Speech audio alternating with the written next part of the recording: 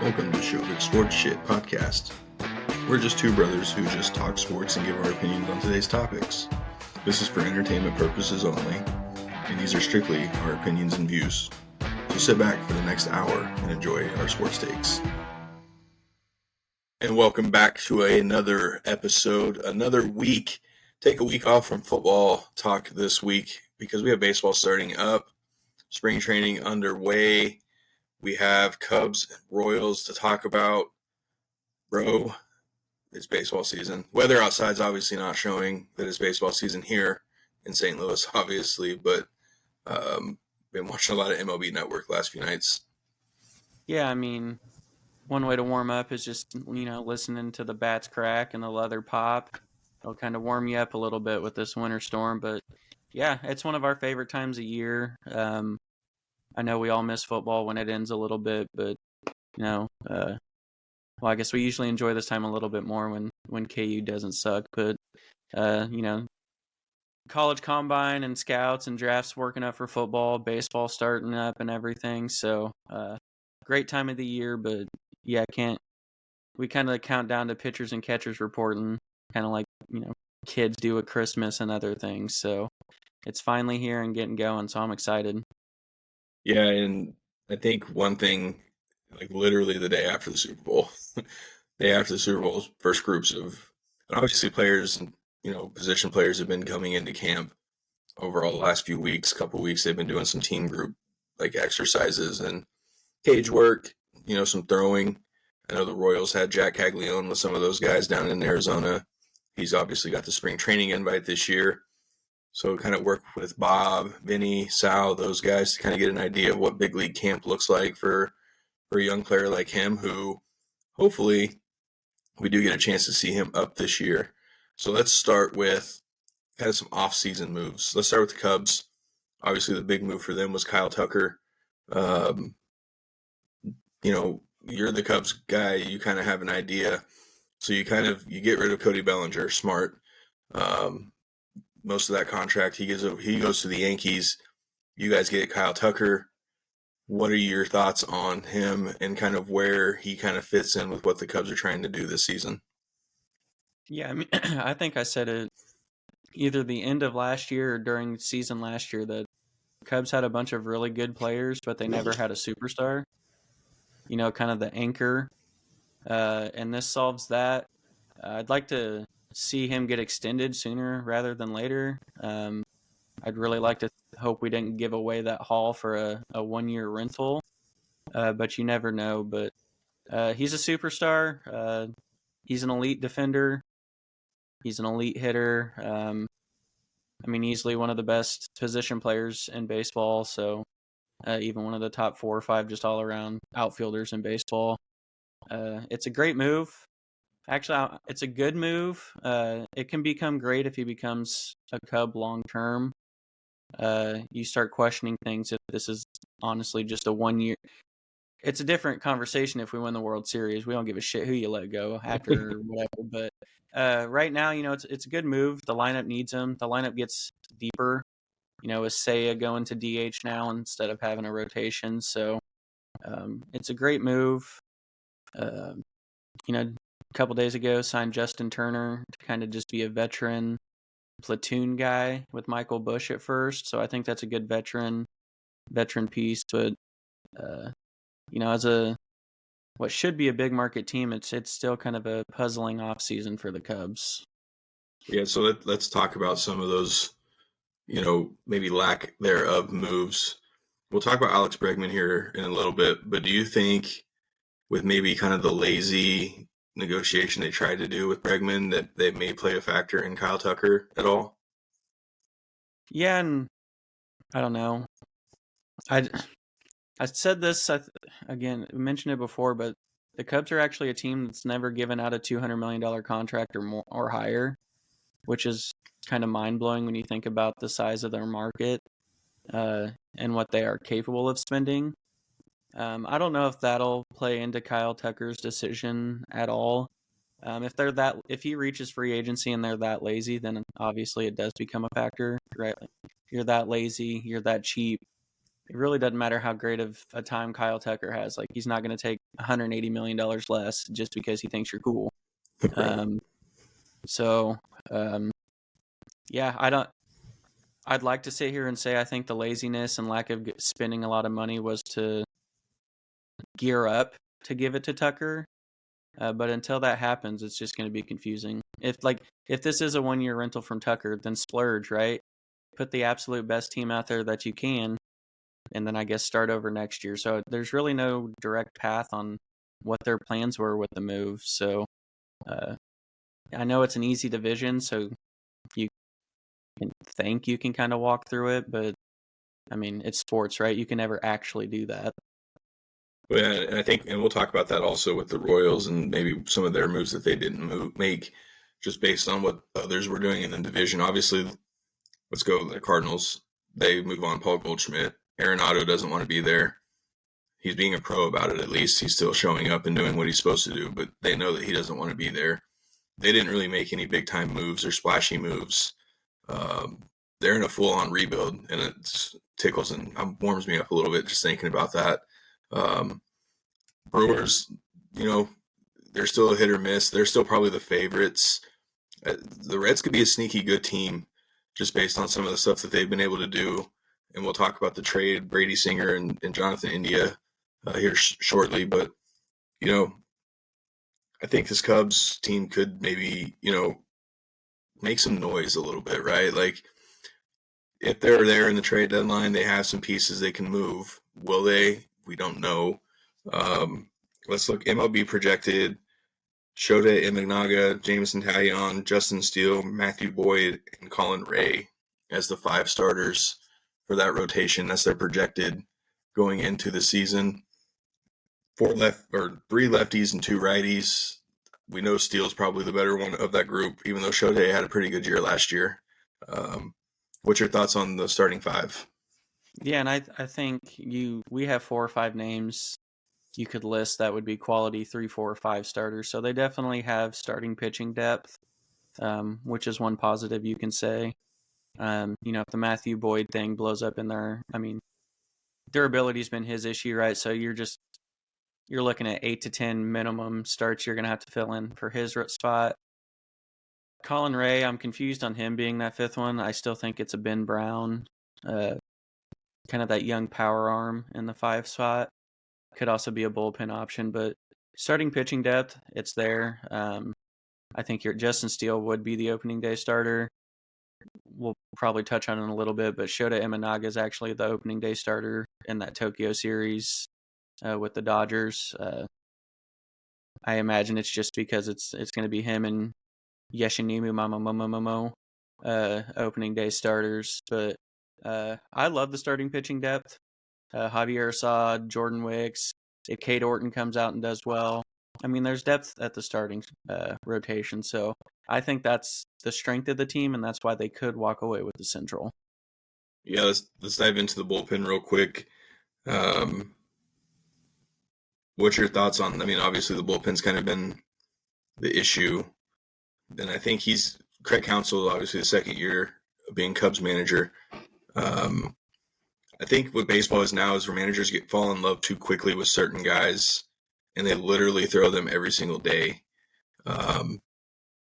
Royals are just as guilty of doing it. Most of the games that we've watched, it's the same guys in certain situations. I get, but at the same time, you got to be able to mix and match, piece stuff together to make sure that those guys stay fresh. Essentially, and when you're getting that many innings out of your bullpen, then you kind of run into issues. So kind of give us the background of the Cubs bullpen and what to expect out of there this year.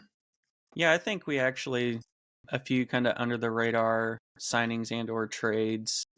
We were talking about Ryan Brazier, the one who the Dodgers had to DFA. Yeah. I mean, this is a dude who had like a 1.6 ERA and almost 70 in elite numbers, right, for a reliever. Now, was it a product of the Dodgers? Maybe. But that could be low risk, high reward type of thing. Trading for Ryan Presley, I mean, he has a track record. At some point, Father Time will catch up. Probably will be his first year with Chicago. It's kind of how it goes. Same thing happened with Hector Neris, right? Dude's been nails for years and then just forgot how to pitch last year. Hodge came on late for us last year, so he'll be a nice leverage guy. Traded for Eli Morgan, so they added arms. We have some of those young kind of swing guys that I was talking about in the rotation with Ben Brown, Javier Assad. Those will kind of be swing guys, but good power arms and mix of veterans. We're still a little light on lefties. That's kind of been our issue. Towards the end of David Ross's tenure with the Cubs and then Council last year, they kind of neither one really favored the matchups. They just want their best pitchers to be able to get lefties and righties out. I'd still like to have a few situational lefties in the bullpen. I know it's, you have right-handers who are quote-unquote good at getting lefties out, but there's still something with that lefty-on-lefty matchup in like a big-time spot or something. There's one area to improve, but I like the potential depth they got there. It's kind of aging, but a lot of dudes have good track records out there. Yeah, let's pop over to the lineup. MLB's projected lineup for the Cubs as we head in to the regular season. Leading off, Ian Happ. You have Dansby Swanson, Kyle Tucker, Seiya Suzuki, Michael Busch, Matt Shaw, John Birdie, Keith Crow, Armstrong, and then Miguel Amaya at 9. I think once you get towards maybe the bottom part of that lineup, I'd like to see Keith in the 9 spot. He kind of started producing some good pop last year towards the end of the season. Yeah, and Birdie, it'll be Horner. Horner should be ready for opening day. It is 50-50, especially with the Tokyo series. So Birdie's not going to be a regular. That'll be Horner.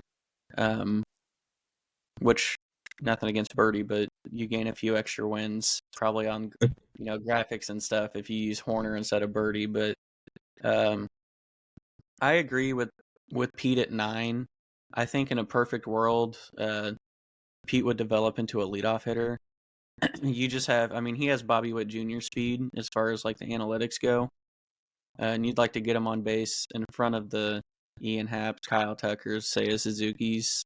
I don't know if he's quite there yet, which is why I agree with you. The 9 hole's perfect. You're not the leadoff, but you're kind of that second leadoff guy after the game starts, right? So the lineup itself should be okay.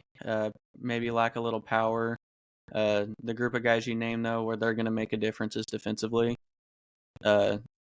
Really, the only person who we don't really know about is Matt Shaw at third base. He could be good, like through the minors and stuff, whatnot, but that's really the only question mark. We kind of know what we got at every other position. So whether it's good or bad, it's a comforting feeling just knowing what you have, right? We don't have 3 or 4 spots where like shit, what kind of scrub are we gonna have to kind of rely on, or a breakout person in spring training? Like these spots are filled, right? Like maybe 1 or 2 bench spots, like Vidal Brujan, he's for sure going to be a bench guy. We'd signed 32 old catchers, so 1 or 2 of them will make the roster. I'm actually surprised that they projected Amaya as a starter, though. I've seen some that have Kelly projected to start, just given the contract he was given. So, yeah, the lineup again, I still go last year. It's good. It's still just missing something.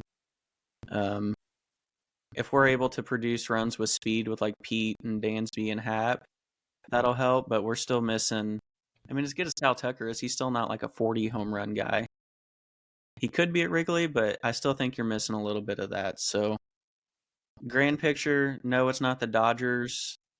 Shorter term picture, I still think it's one of the better lineups in the Central. Yeah, again, that's just a projection, right? So just because they project it out to be that way doesn't mean Craig Counsell's going to wheel that lineup card out there that opening day and it be that. Correct. Let's talk. Third base, Matt Shaw, but we know the big elephant in the room was Alex Bregman, who was obviously down to the Cubs, Tigers, and Red Sox, who he ended up going to. I see a lot of Cubs fans who weren't too thrilled about it. They wanted him. What's your thoughts, and does it hurt that you didn't get him? No, me personally, no, it doesn't hurt. I think, I mean, you know me, you know how much I enjoy prospects when they get the chance to come up and see what they got. Um, if we're just looking at it plain and simple, obviously you want Bregman, right? Like one of the better third basemen in the game. It never hurts to have a guy like that. I think when you start bringing in all the details, no, I don't want Alex Bregman at that annual value. I mean, they're paying him like he's a top, I can't, what was it, like sixth highest annual salary in baseball, which again, good for him for getting paid, but not, I'd rather see what Matt Shaw has. On the counter on that, it's not like we spend money anyway, so like it would have been cool to just see it go somewhere. Um, I wouldn't say I'm hurt. I'm excited to get a chance to see a prospect, but you know, hurt a little bit when you lose out on, I almost said all pro. See, still kind of in football mode. When you lose out on like an all baseball player, right? Like all star, I mean, postseason history, numbers back him up for being just a really good ball player. Sure, disappointed, sad, hurt, probably not. Like, and especially at that annual value, I think we got away with one. I Yeah, and I think we got think lucky. and I think most of it probably is that they just read that the Cubs kind of half-assed the offer and kind of tried to lowball it. Maybe they Well, it were was the same. thinking, It was the same amount of money as the Red Sox, so we were willing. We just had one extra year to spread it out a little more. So I don't know if I can't even really say they half-assed, right? Like they were willing to give him the same amount of money, right? just stick around for an extra year, or with contract, right? The opt-outs and the Dodgers with all the deferral, like who knows what the actual details were, but the actual money sum was the same. So can we be upset that maybe the Cubs didn't go higher? Sure, but I don't know if we can say they didn't try. I mean, they offered the same amount of money. Yeah, and at the end of the day, the Cubs and Craig Counsell and those guys know kind of what they're looking for. Yeah, you want a bat like that, but you've built up your farm system this much over the last few years. Why go crazy on spending right now when you can still see what you have and then start spending when those pieces maybe don't fit in what you're trying to do? So yeah, I mean, I thought he was going to go to Chicago. I thought this was going to be a good grace. The ownership was going to say, "Hey, we know we fucked up most of the offseason for you guys. Yes, we did. We got Kyle Tucker, but we haven't extended him yet. Here, let's do this." And maybe now they take that and they go and say, "Hey, Kyle, here's what we can do." Seeing you nailed it. That would be immediately would shut all the Cubs fans who are crying about it up. Like turn on the news in the morning or look at your phone and you see that they signed Kyle Tucker for 12 years, 450 million. We won't even know who the hell Alex Bregman is at that point. Like we're fine. So I do think that plays a huge part in it, like you said. But you know, you also don't want to just you drafted Matt Shaw. He was a college bat, which means they're supposed to be up sooner. You sign a guy like Bregman, you're kind of stunting his growth, maybe even his confidence. And like if you're not getting him a shot now, when will you? Type deals. So I do. I think I don't want to say got lucky. I think things worked out in a good way still. Like nothing to hang your hat on, just from a third base perspective. Just last year we were starting with Christopher Morel, right? Like dude who hits 190, a lot of dongs, really fun to watch. We did want a little more consistency and just feel good about Bregman, but like at the same point, Shaw's not going to be worse. Well, that's the So wild part is we did an episode talking about Paredes and him being the good future cornerstone, and here we are off season. They yeah, were like, "Hey, have fun in yeah, and Houston." you're gonna dish him and one of the better infield prospects in baseball, and Cam Smith. Like that's why I thought it was almost guaranteed we extend Tucker like the next day. Well, and that's why it makes it that much more important that you do, right? Yep, Because then you gave Paredes, who had good team control, and still young. and He's still, like what yeah, 25, yes. 26. So now it is absolutely you have to do this, or this could be crippling. Honestly, it really could. Let's look at FanGraphs. They did their projections. They actually have the NL Central kind of respectable. Cubs at number 1, 86 and 76. Milwaukee Brewers 84 and 78. The Cardinals 79 and 83. The Reds 79 and 83. and the Pirates 77 and 85. Agree, disagree? What's your thought? I disagree. Not. We'll start with I disagree with the order. I do think Cubs take the division, just giving their pitching depth. I don't know if I've mentioned it on one of our shows before, but to me, the most important thing in baseball in your organization is pitching depth. Cubs got it this year. As long as it doesn't blow up in their face, I think they win the division. I, however, think the Reds finish second. I think the Pirates finish third. And then it's a crapshoot for the Brewers and Cardinals, right? Like, neither one really did anything. Both lost a couple pieces. Like, they could have some breakout players come up and help change things. But, like, right now, before the season, I don't really feel confident with either one of them. But I like the starting staff the Reds have. Adding Singer to that is a nice veteran. Which weird to say, right? I feel like we were just getting excited about drafting Singer and seeing him pitch. Yeah. But getting him on that staff, getting Tito there, it's weird to think because there's not a significant amount of like managing that average fans see in baseball, but it absolutely matters. And you can look everywhere Tito's ever been, they win. It's plain and simple. Will it be this quick? Maybe, maybe not. But they have talent there, and I do believe that he can get it out of them. And then the Pirates, I just think with their top 3 or 4 pitchers, they could absolutely walk away with the division just with that. Yeah, it's just a lineup inconsistency for them. Yeah, between Skeens and Jones and Keller, like that might be outside of the Dodgers, which probably say that a lot during baseball season. Like this is the best whatever besides the Dodgers. But yeah, Skeens, Jones, and Keller, like in a 3-game series, I wouldn't bet against either of those. So, win total, I think it's about right. One team I think will get 90. It kind of just has to happen, right? Yeah. I think. But I think the win totals are about right. Nobody dominant, but nobody's really terrible either. Like the Cardinals and Brewers still have talent, so they're not going to White Sox it this year. But I do think the order was wrong. Yeah, we don't. Well, I think the White Sox will try to top the White Sox this year. I don't know. Even though they signed every old veteran player that you possibly could in the free agent pool. We'll get the win predictions at the end of the show. We'll do the Royals and the Cubs kind of together for win predictions. That's just what Fangraph had it projected.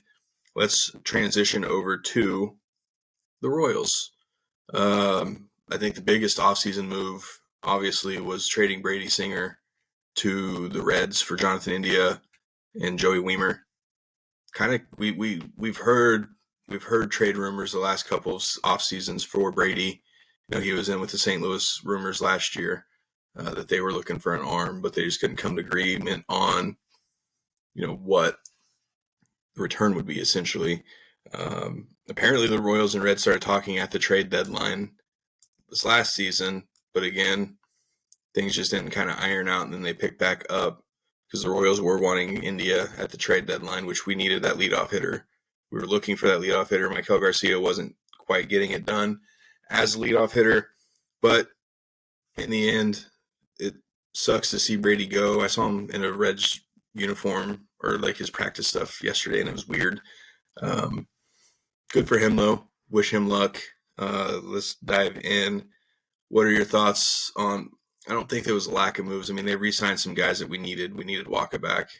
It's good to have Waka in the rotation again. Getting Cole in 3-year extension to avoid the kind of arbitration years. So that's a 3-year, I think $13.5 million. So that's a win for both because the Royals still do want to work out a long-term deal with him, but now it buys him a little extra time. So you got 3 years to work that out and kind of see which direction he goes. So what says you about the Royals offseason? Yeah, I agree. I think there were some bargain bats out there for outfield, which is really the whole in the lineup. I do like the India move. I mean, we know Singer was kind of my favorite dude even before the Royals drafted him. Like, loved watching him at Florida. Was awesome when the Royals drafted him. Obviously was my favorite dude. Since he's been drafted, But, if you need to fill a hole and get talent, sometimes you have to give some away. So I think it's a win for both teams. Reds get their nice veteran pitcher. Their issue is they need a starting pitcher, durability. Singer's going out there every fifth day, plain and simple. Going to give you 5 innings minimum. Quality start most of the time. Win for them. For the Royals, you still get a young leadoff hitter, second base. Indy, I think he's still 25, 26. He's former Rookie of the Year. He's the opposite, though. He's kind of had some durability issues. But when he plays and plays consistently, the numbers back him. So it's a good move. I think it makes the Royals 1 through 4 in their lineup healthy, one of the better ones in the league. I know we're a broken record with this next sentence the last few years, but I'm actually kind of excited about MJ Melendez. Now, I know we usually get a month in and we're like, fuck this guy. Why were we excited? But I've actually been seeing pictures and videos of his swing, his mechanics, and some of his quotes that he's had. Yeah, it ate him up last year. It really did. Yeah, and so I know I'm excited. Truth be told, I think it's a make or break year for him and Isbell in the outfield. I think that's why there was a lack of moves. It's, these dudes are still young, right? Probably don't quite have the number of at-bats that match their age from a typical player standpoint. So, still get them some at-bats. But I think it's a make or break for both of those. And honestly, if Melendez, we're not asking to be a Bobby Witt Jr. from the outfield, right? If you just bring that average up 230, 240, but hit that power that you were supposed to have, actually get us that 25, 35 dongs, and play elite defense. His defense was elite for going from catcher to left field. Great defense, yeah. Yeah, elite defense. So, if you can just produce a little bit more offensively, we'll be fine. But the lack of moves from the Royals, that's expected from the Royals, right? They're we don't have a back-to-back off seasons where we went out and no. And they are an actual small market team, right? They probably do have a little more wiggle room for probably in-season additions and stuff that you don't want to go right up against that luxury tax thread that they threshold that they have. But I also think the message that something like this could send, and I want to give credit to where credit's due, especially since it's Cardinals and I hate the Cardinals, but it was actually a quote that I saw from Sonny. No. Who's their closer? Heasley? Yeah. It was a quote I saw from him, and he's like, when you don't go make moves, it actually breathes an extra sigh of relief to the people in the clubhouse and breathes a little bit of confidence into them, hey, this is ours and they believe in us. And I think that could, be an added benefit for never once even threatening Melendez or Isbell or Garcia or Renfroe. They were never really in doubt of being challenged at their position. So I'm not saying that is a thing, but baseball's a head game. It's 162 games. You got to be mentally strong more than anything. So I like that quote from Heasley. You breathe confidence into these guys, you could reap the benefits. So I'm excited just with the mechanic change, the time that all these dudes have put in, right? Just because they just now reported doesn't mean they won't put in work. So the lack of moves, kind of expected with the Royals. As a fan, you always want to see more, but at the same time, this team did make the playoffs, beat the Orioles, took on the Yankees. How much more did you truly need? And you added an elite leadoff, so you still improved the roster. Yeah, and you still there's a couple outfielders obviously in the system that obviously they probably won't be up this year, but they're close, which means if those guys are struggling, those guys could get a call up just to see what we have. And then obviously the biggest here is Jack. And when's Jack going to come up? That's all we've heard since he got drafted was, when's Jack going to be here? When's Jack going to do this? Then we watch his, first, 4 or 5 games. The dude's not hitting home runs, but he's just tattering the baseball, which shows that he's ready to hit. They moved him up. I think he's obviously going to start spring training with big team, this big squad. But I think the plan was Double-A to start, but they're pretty confident he may be a short-lived kind of candidate for Double-A. And then we move him up. I mean, I know I was reading him and Bobby and Vinny and NJ and all those guys were working out together a lot this winter. And that's things you want to see. You want to see the guys put in work. Most of the time it's kind of like, well, it's just another 100-loss season coming aboard. No, I think those are done. And it's weird to say, right? Because it's like every year it's like, well, are we going to get to 90 losses? Or are we going to get to 95? Or are we going to get to that magical 100 mark? Well, I don't think that's the case now. I think now you have these young guys who are wanting to put the work in. You have a good coaching staff, good pitching staff. MLB's projected rotation for the Royals goes Reagans, Lugo, Waka, Lorenzen, and Bubic. I kind of like it. I think that five spot could still kind of go either way. I think if Daniel Lynch is between Lynch and Bubic, I think, as far as the number 5 goes, and I think the spring is going to be really important for those two guys. Yeah, and I actually think Kyle Wright, barring how he feels, is going to be a huge one. I don't know what the internal plan is, if he's going to be like a swing guy just to keep his innings limited, but starting staff, top to bottom, they have the depth too. It's honestly the reason for success last year. And I just keep sitting back, like, we brought in Q from Tampa, and like, since he's gotten here, we've kind of started doing things the Tampa Bay way, where it's elite pitching staffs, and you figure out how to scrap enough offense. And we just did what the Rays always did, right? Trade a pitcher who's really good that teams usually wouldn't trade and go get a bat. Well, they did that with their pitchers all the time. Like, we've said so many times, it's like, why are teams trading with Tampa Bay? Like, they know what they're doing. They trade away this pitcher and he falls off a cliff. Don't trust them anymore. And I think that's the route the Royals are going, which is why I'm kind of just trusting the process that they're going through. Because I saw it have success with them, right? Like, your elite pitching depth, elite bullpen. I mean, Royals actually spent a little bit of money on another closer. We were already pretty strong in the back end, but you know what? They said, let's get stronger. And they did with Estevez. So, I don't know. I trust what they're doing. I do. I mean, we could go around the horn and just from an offense and defensive standpoint and realize that, like, yeah, the Royals may not stack up with a lot of people across the board, but they're still really good across the board and depth-wise. Let's look at the starting pitching from last year and all the quality starts that we were getting basically from the start of the season. Now, obviously, and we even talked about it last summer, that there was going to be that stretch, and they had that 20-game stretch where they absolutely it was brutal, absolutely brutal, but they managed to go, I think it was like 8-10 or 8-11 or something like that, which is exactly what they needed to do to maintain.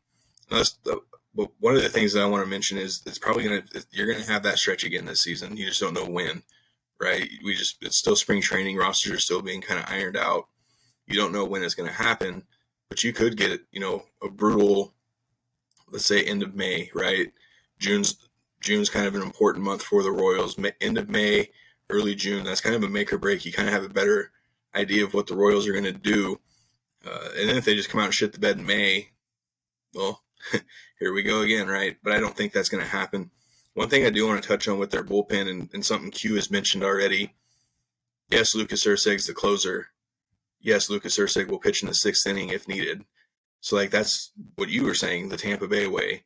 Yes, he's our closer, but if you're 2, 3, 4 coming up in the 6th and we need to hold him, Urseg's going to come in because then you have Estevez, MacArthur, Harvey. You have so many guys that you could put in the 8th and 9th inning if needed. So you basically have 3 closers, kind of how we used to draft on the show back in the day. Draft all the closers, but have them as like your 6, 7, 8, 9. Now you have your back end covered by closers because it's not hard on them to do such a thing. It's more of matchups. Why waste your closer for 7, 8, 9, yeah, right, in the 8th inning? Or if the game gets blown out by then and you don't even use them, like, so I don't. Yeah, that's one of my favorite quotes from Q. I'm glad you touched on that. Yeah, and he's not going to manage any different. He did fall in love with some guys early last year. Again, managers do that. Yes, Will Smith pitched way too much last year. Well, we don't have to worry about that this year, but you also want to make sure He's smart about it. You're going to have those swing guys, Daniel Lynch, Carlos Hernandez. You're going to have those guys that are going to be in the bullpen if needed, right? And then Lorenzen can even be a bullpen guy if needed if someone else steps in. Like, all these guys have different roles and they know their role. Is Lugo going to come out and have 20-some quality starts again? I don't know. Probably not. Is Waka going to be able to do what he did? You just don't know. That's what makes baseball great, right? Like, next season, we know what to expect with the Chiefs, right? Good all-around defense. They still have Patrick Mahomes. Andy Reid's still there. Baseball's not that way. You don't have plays you can draw up. So now it's kind of like piecing together, which means looking at the lineup. Do you have anything else on the pitching before we jump into the lineup? No, and I think just to touch base on just a little bit more on what you said, the starters are good, but you may not get the same.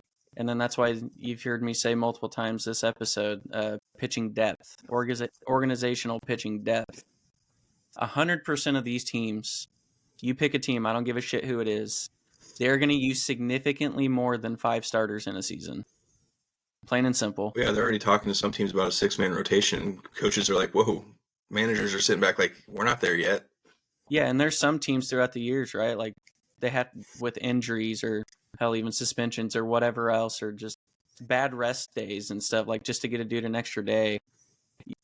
Teams are using 10+ starting pitchers in a season.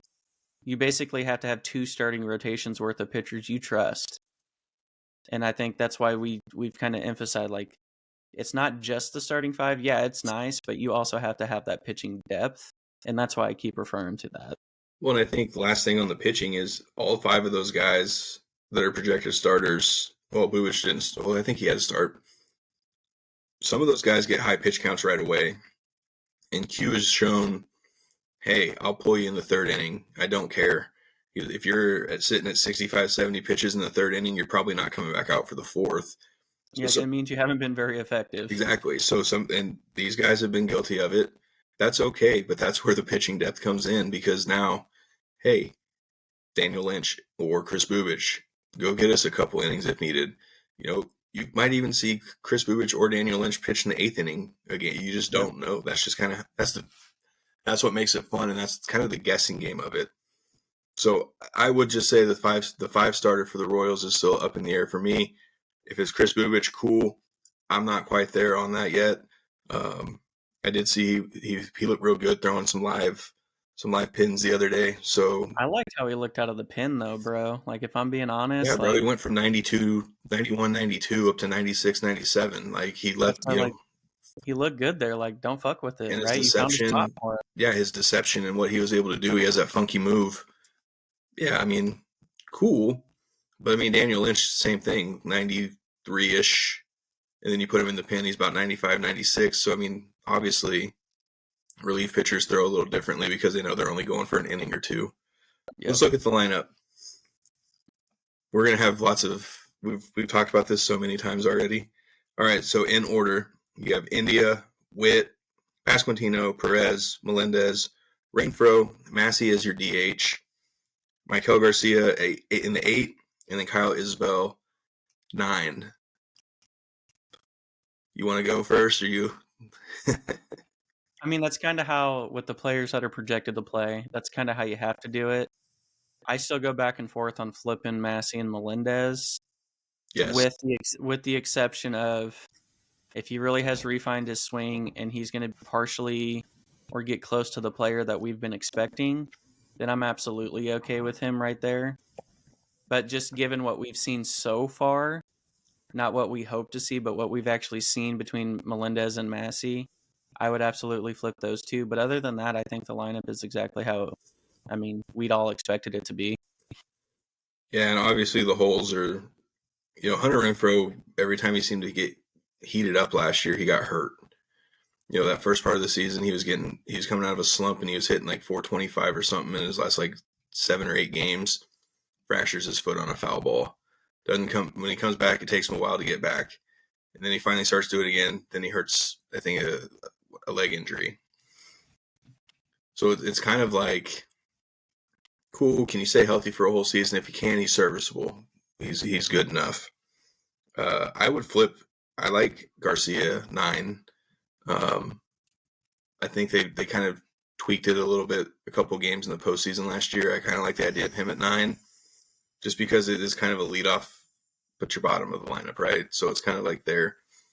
But again, I don't have any issues with it. I don't like Vinny so much in the 3-hole, but also I don't like Bobby in the 2-hole. But here we are. That's just kind of how the lineup kind of goes. Weakest part of the lineup to you?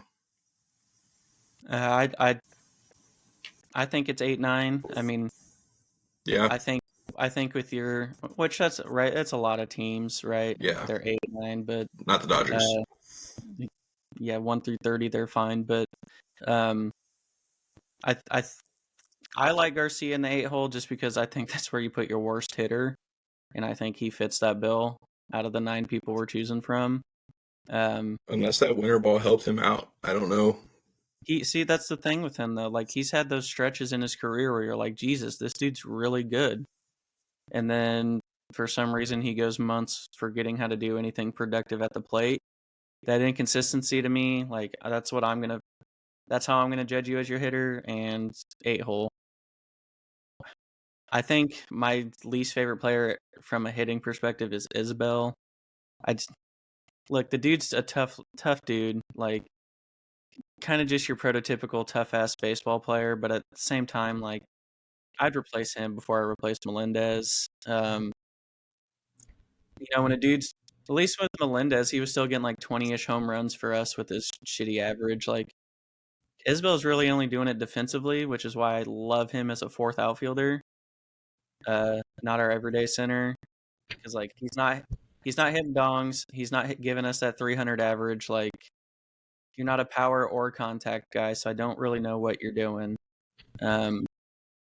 But I mean that's why I think he's in the 9-hole. Just put him down there.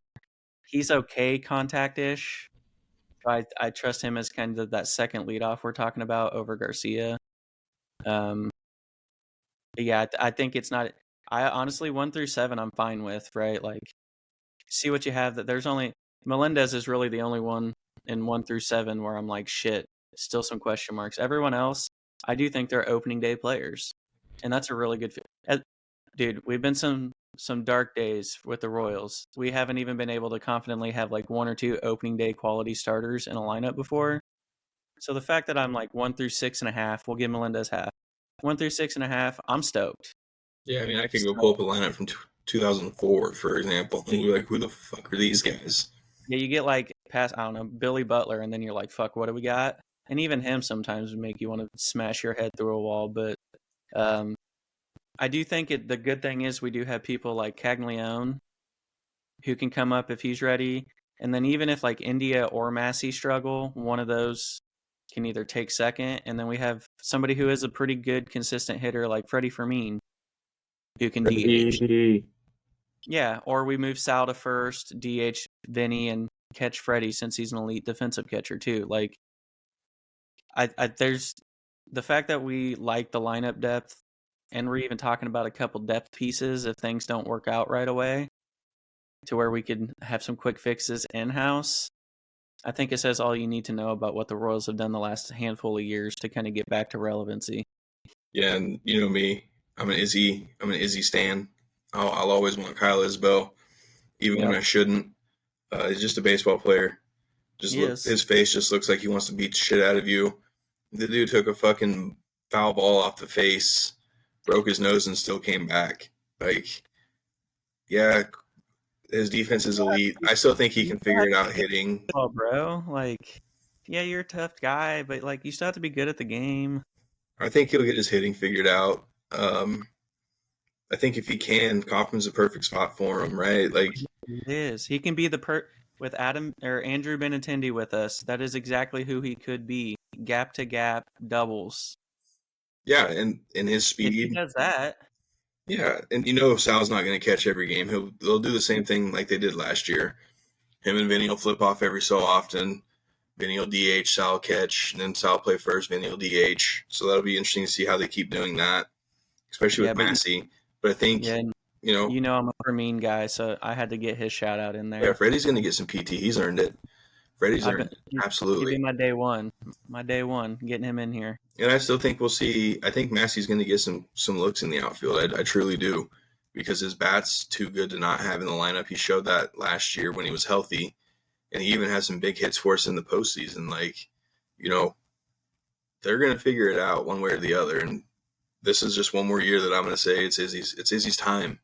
It's Izzy's time, and hopefully in a few weeks when the season's kicked off and he comes out and he's hitting 450 after the Jesus. first couple of weeks and his on base is doing, sitting up there high, then I'll say it's back. And then 30 games, 40 games later, he might go through a slump. That's just what happens. Yeah, I mean, if he comes out that hot, I'll fuck myself. I'll just go fuck myself. Like, yeah, if anyone's coming out hitting 450, let's go. Yeah, and people listening to this, it's absolutely not going to be him. Do not at all take that and just like Put $10 on it, you'll be rich. Well, it's $10, so I mean, sure. Let's do let's do fan graphs real quick for the AL Central. A little disrespectful here, in my opinion. You have the Cleveland Guardians and Minnesota Twins 85-77. You have the Royals 82-80, Tigers 81-81, the White Sox 53-109, which is a massive improvement from last year. So congrats to the Chicago White Sox if they pull off 53 wins. Round of applause. Yay. I think they do get 50. I don't think they get much more than 50 though. It'll be tough. They're bad. They're what the Royals used to be. So and they traded like Crochet. Like they have nothing. But they got a good haul. Worse. They did get a good haul for Crochet at least. They won't see it this year though. Well, no. That's not going to change their win total this year. Just think 2030, bro. 2030, give them time. They'll get 60 wins. So I don't like Cleveland in first place. I don't like Minnesota in second place. I actually think it's going to come down to Kansas City and Detroit. The two teams that made the playoffs.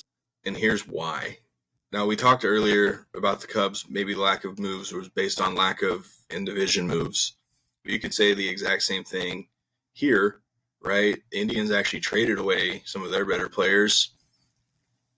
Twins didn't get, Harrison Bader, okay. Cool dude. Tigers lost out on Bregman. That sucks, but it happens. But they still have good young players. And I like the Flaherty pickup. I think that's a good 1-2 with him and Tarek Skubal. Flaherty's just a dickhead, but the dude is really good. When he's on, he's one of the better ones. And then obviously Tarek Skubal coming off a career year. So I do like the Tigers, and I think it's going to be 1-2 between the Tigers and the Royals. I'd probably give a slight edge to the Tigers over the Royals right now for the division, just based on their pitching experience. And you don't really know what you're going to get with the Royals pitching staff right now. Lorenzen's usually hurt. Chris Bubich has been back and forth. Cole Reagans, he even struggled at times last year with walks. Most of our pitchers did. So I would give the Tigers a slight edge. I do think one of these two teams gets to 90 wins. I do think the Royals do take a big step this year, and I do think they also get up there close to 90 wins as well. But I'll take the Tigers for the Central this year. No, I agree with the Royals. Tigers 1-2. Tigers for the simple fact of I mentioned it earlier. They just have an all-world manager, and AJ Hinch, man. Just look at what he did with the team last year, right? Like they were probably projected like 72 wins last year. They kind of made a fucking late push too, and they needed it. They did, and they have good young talent. They only got that much better with that, postseason run last year. So I agree with the Royals. Tigers 1-2. I still think it's the Royals because I do still think their starting pitching depth and bullpen is still just a little bit better than the Tigers. And I don't think they quite have the lineup. I know they figured it out enough to make a postseason run, but a lineup that has Bobby, Vinny, and Sal, which are three elite hitters. All three of them would have had 100 RBIs last year if Vinny didn't get hurt. Oh yeah, dude, easily. So I do think you're right. It's neck and neck, 1-2. Bullpen is a little better with the Royals, I think. And then Royals do have one of the top two or three players in baseball. He's number one. Yeah, until Ohtani pitches again. Well, I don't know, man. Even Ohtani without pitching was fucking stupid. Okay, fine. He's number two. Yeah. Yeah, I mean, and there's no right or wrong answer, right? Like, I do think Otani's clearly one, but then you get to two, and it's like Judge, Mookie, Bobby. Depends what you prefer. Give me Bobby all day, though. But Absolutely. yeah, that's why I think the Royals win it. I just a little bit heavier, trusted lineup. Tigers 2. I'm picking the Twins 3. The Guardians, they traded away two of their more important lineup people, right? With Jimenez and Naylor. I mean, Jose Ramirez is good, but like, what the hell are you doing around him, right? So I Carlos still, Santana, bro. I mean, he is a Royals killer against us and with us, but yeah. So I think Twins 3, Guardians 4, White Sox obviously 5. I don't know if any of these teams are going to quite get to 90. It'll be close, 80, 87, 89 range. Again, it's like the NL Central. I just don't think. I guess they could beat up on each other, and they do get the White Sox a So it lot. goes. Hey. Yeah, but not for like 18 games a year. But It's true. That is what yeah, helped the Royals out a lot last year. They took care of business against the White Sox. and Because even those if are you the ones you split, have even if to. you were to split with the White Sox last year, you're not making the postseason, and then it's fucking embarrassing. Yeah, so, yeah, I guess I'm confused on why they think the Twins and Guardians are gonna somehow just be better than the two deep playoff teams who actually added shit. So I don't know. That's weird to me. I don't. There's You'd like to think there's no favoritism in their algorithms, but it sure as shit seems like it. Like, oh shit, we need to pick the Guardians because, well, they kind of always just there and doing it. Well, if you look at their roster on paper, like, could there be some studs we just don't know of? Probably. That's the beauty of baseball. But at the same time, to disrespect the Royals and Tigers, it's kind of mind blowing. So yeah. With that said, it probably will be the Guardians standing with 102 wins at the end of the season because, like I said, it's what they do. But I just think before the season, it's just weird to disrespect the Tigers and Royals after what they did last year. Well, it's weird because last year, around this time when we were doing this exact same episode talking about these two teams, we were talking about them being a product of a shitty division. I don't think the Centrals are going to be the shittier divisions right now. I think, yes, they're going to have not so the White Sox. That doesn't count. That kind of skews everything. But Pirates aren't the same Pirates that they used to be, right? The Cardinals could still surprise some people and go 80 to 85 wins. You never know. They're still a proud franchise, right? Like, Yeah, they're a proud team. Like, we they're talk not just old. we talk a lot of shit on St. Louis Cardinals, but we still understand that they're still the Cardinals and they could easily turn it on, and they have some good young players. Mason Wynn's probably going to be, a top 10 player here soon. He's really good. If they could quit fucking with Jordan Walker should be one of their best players. They keep fucking him around so bad. So until they can get him figured out, but the Cardinals could easily go out there and say 80, 85, maybe 88 wins and just be like, hey, we're still the Cardinals. And we're not going to be surprised if it happens, right? Exactly. Like, So we don't want it to happen, but like, we're not going to be surprised. And the Brewers could still surprise. I mean, it's been the Brewers division for a little bit. They've managed to do damage with some play. Exactly. So it's like, the Centrals aren't the joke right now. They have some really good teams. It's going to be really, really fun to kind of watch not only the AL Central play against the AL Central, but it's going to be fun seeing the NL Central and AL Central kind of play each other this season. Cubs will be in Kansas City. No, I think they're in Kansas City this year. So that's cool. But again, it's a toss up. So let's get your Cubs win prediction, and then you can follow that up with your Royals prediction. Yeah, and just a caveat off the last one, I think the AL West is going to be the worst division this year. I don't know what the hell the Mariners are doing, but it was nothing. Fans don't even know what the hell the Mariners are doing. Yeah, so like between the Mariners, Angels, and A's, like, yeah, I don't know what they're doing, but and even on top of that, the Reds aren't shitty anymore either. Like, no, that's what I'm saying. Like, I just picked those, but I think they'll be second and third, Pirates and Reds, but like the Fangraphs had them fourth and fifth. Like that's how like close these things are. Like they're right there on the brink. Yes. Who's going to be the team that comes out on top? Who the cream's going to rise to the top? Who's it going to be? Type deal. But AL West is not going to rise to the top. Cubs win total. I think Fangraphs was close on that, right? Like just a bunch of mid to high 80 win teams, low or high 70 win teams in that division. I do think an NL Central team is just, I think because one has to, right? I guess that I didn't say AL Central. 90 wins. That's where I'm gonna cap it. 90 wins. It's gonna be a rough start to the season that we have to play the fucking Dodgers. It's not gonna get your season off to a good start. But you can only go up from there, and I hope that's the message after we get fucking dick slapped by him. But I got 90 wins for the Cubs. Royals, I'm going to say fuck it. Since I said a team does have to at least get 90 wins, I think Royals get 99 wins. Oh, fuck.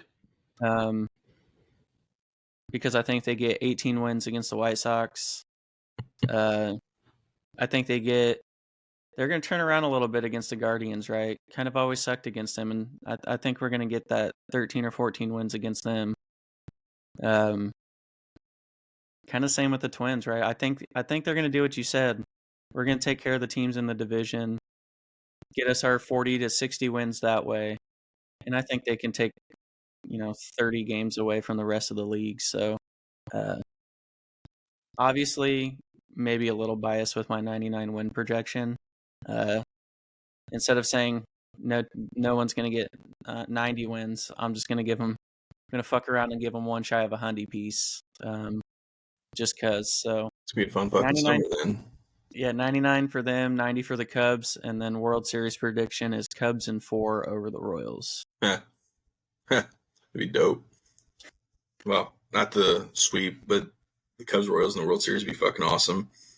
All right, for the Royals, give me 85 to 88, somewhere in that range. I think the cap would be about 92.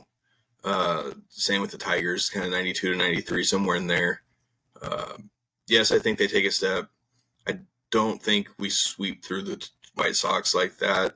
But I do think we play better in division. I think we take care of some of the bottom teams that, it depends on those brutal stretches and where they're at on the schedule as well. So 85 to 88 wins for the Royals this year. That's up about 7 or 8 from last year, my prediction. And then the Cubs, it's kind of the same. I kind of like them anywhere from 78 to 83, maybe with 85 somewhere in there. I'm still not as big of a believer in their lineup as some. But again, it wouldn't hurt my feelings either if the Cubs and Royals made a trade and the Royals were able to get Ian Happ. I would love that. How would our lineup any better? Why the fuck would we do that, bro? But yeah, I still think that they can compete for the Central. I'm still leaning towards Reds possibly winning that division. I don't know. I don't know Talk why. about lineups. Why the fuck you believing in their lineup? I mean, they got Ellie De La Cruz. And his numbers have been so good. Yeah, I know, but I still think 1 and 2. It can go either way. So I'm still predicting the Cubs make the postseason. All right. Not with fucking 78 to 83 wins. Are you high? Peaking at 85 to 88. Yes. You said 78 to 83. With a peak of 85 to 88. Somewhere in there. Disrespect. I'm changing my Royals. They're winning 61. Hey, no one would be surprised. Just the Royals being the Royals. So that's going to wrap it up this week's baseball episode. Next week, we're working on getting some guests lined up to cover up some of the draft. Hopefully we'll have someone that's going to be talking about the Titans and their number 1 overall pick. I think there's Cleveland somewhere mixed in there with some Raiders and 49ers. So the next month could be fun. Don't worry, we're still going to do our position breakdown, but combine hasn't happened yet. Workouts haven't happened yet, so we still got to wait and kind of see where things start falling. I know mock drafts have already started. I've looked at a couple of them, and we're not going to get too far into the mock drafts right now. Fucking idiots. But Come find us on Instagram at Shovick Sports. Find us on Apple, Spotify, iHeart. Next week, we will be back with football. Till then, talk to you guys later.